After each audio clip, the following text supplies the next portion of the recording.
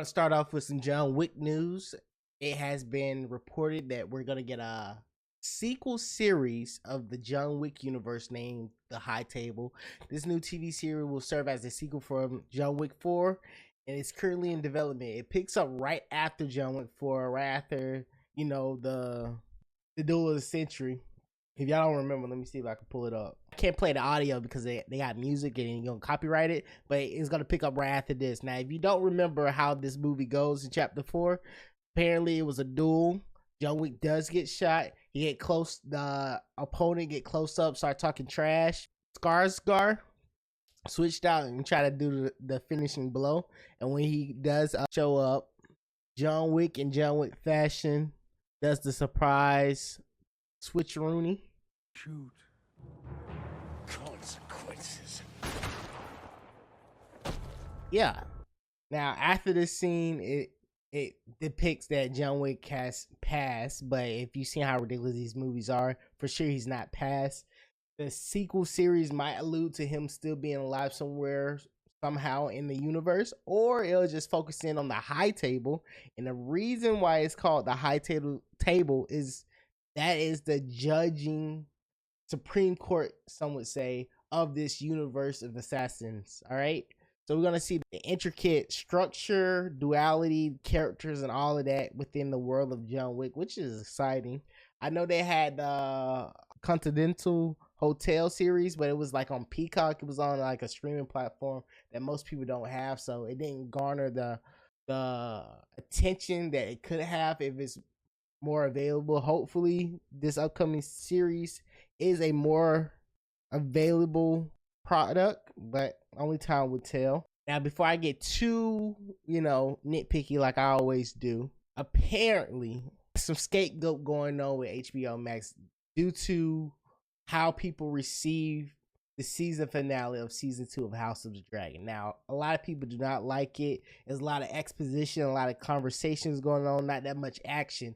And it was the finale. So how they try to justify the non-action in the season finale, they said that season 2 was originally supposed to consist of 10 episodes, but ended up only being 8 episodes. And the reason why is embedded in this article. The article alludes to the fact that HBO had to cut costs. Now, I know a lot of people don't remember, but this was actually shot, written, and directed in the Hollywood strike era of Hollywood, where basically the whole industry shut down. The only reason House of the Dragon was able to be produced, it wasn't on American soil, so the unions, the Hollywood SAG unions, couldn't get too involved with the development and the production line of House of the Dragon. It was shot somewhere in England or somewhere overseas somewhere, and most of the cast is they're not American actors and actresses,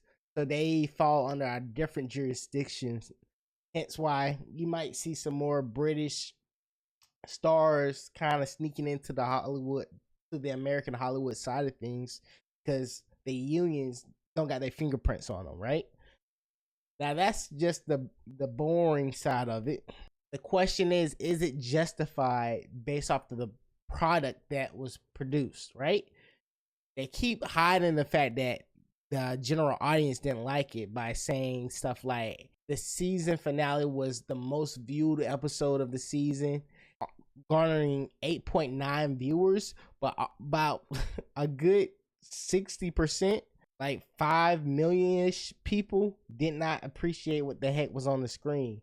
And if you don't know anything about House of the Dragon, this is the story about the Targaryens, but we getting everything but the on Targaryens at most of the times, because one, the cost of the dragons are expensive, but two, the story isn't that long.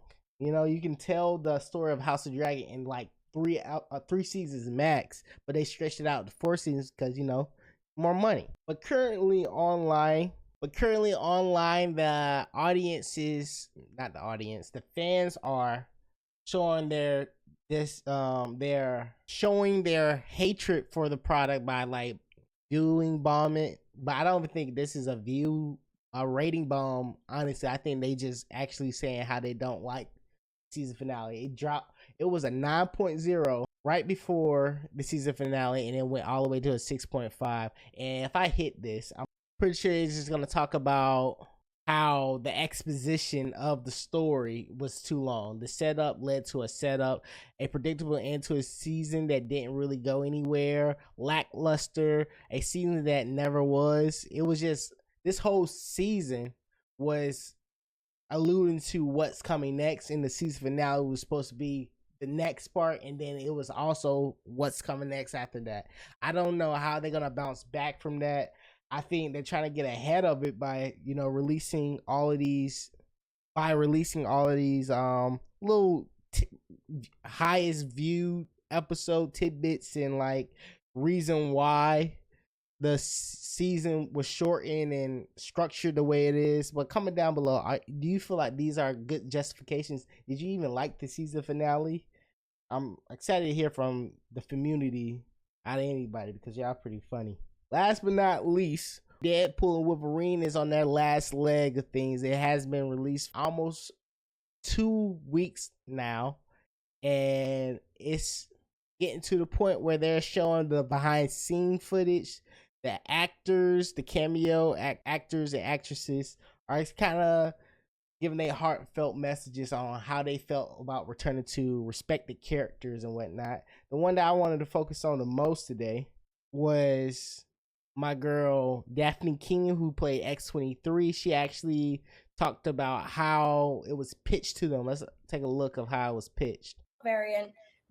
Shout out to Phase Sean Zero. And Ryan are very intelligent people. They kind of figured it out. I was ready to be like that annoying actor that's like, and what about this? And they're like, oh, we hadn't thought of that. No, they had an answer for everything. I was like, so how long has it been? Am I a variant? What's going on? And they were like, not variant.